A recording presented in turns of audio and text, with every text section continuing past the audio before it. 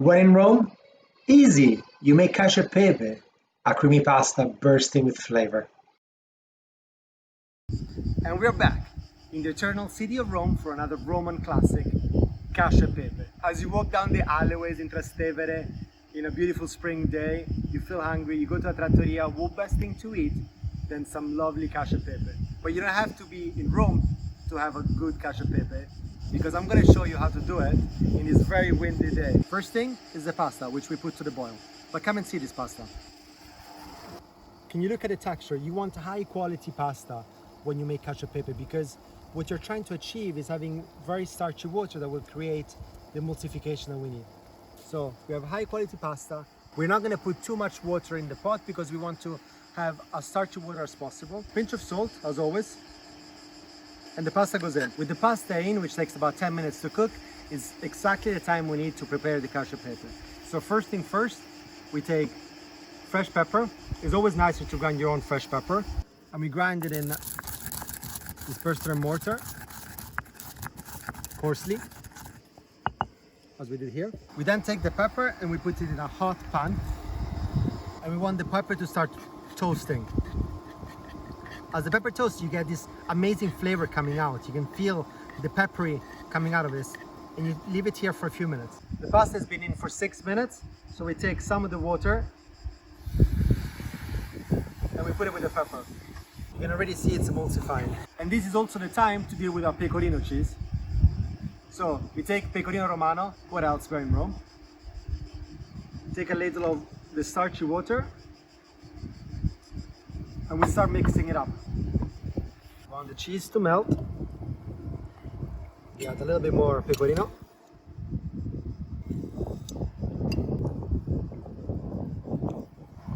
I put this aside. With the pasta cooking for 8 minutes, it's still a little bit hard, but this is the right time to start putting in the pan, and we let it finish to cook here. So we take it, and we put it in the pan. And as I do this, some of the starchy water is coming along with me. Because the starchy water is going to help finishing to cook.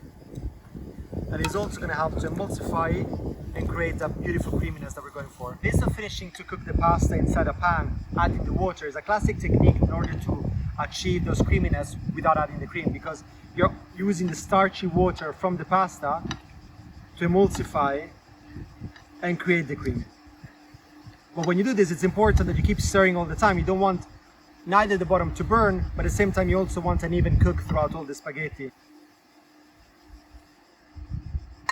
So we're concluding the cooking of the pasta in this manner for the last 3 minutes, adding a little bit of water as needed. Now it's time to add the pecorino. Now the pecorino has been sitting here for a little bit, so it got colder. It's to have the same or similar temperature to the pasta. So a good way of heating it up is just putting it on top of the hot water, stir it. And the reason you do this is that if the cheese has got a different temperature from the pasta, it starts breaking up. And we don't want that, because we want it to become all nice and creamy. So the cheese comes in, and we keep turning it, and the cheese is creating this lovely cream. Let's give the pasta a little taste to see whether it's good.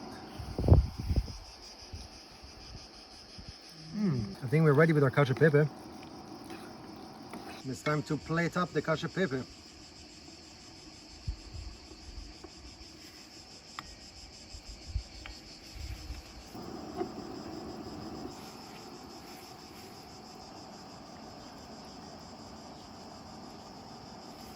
We add some pecorino at the top. And also we don't want the creaminess to go to waste, so let's add a bit of that. And if you look at the pan, this is the consistency of the cream you want. See, you see it's not lumpy, it's just fluid. It's fluid with the pasta. And now for the best bit, let's give this a taste.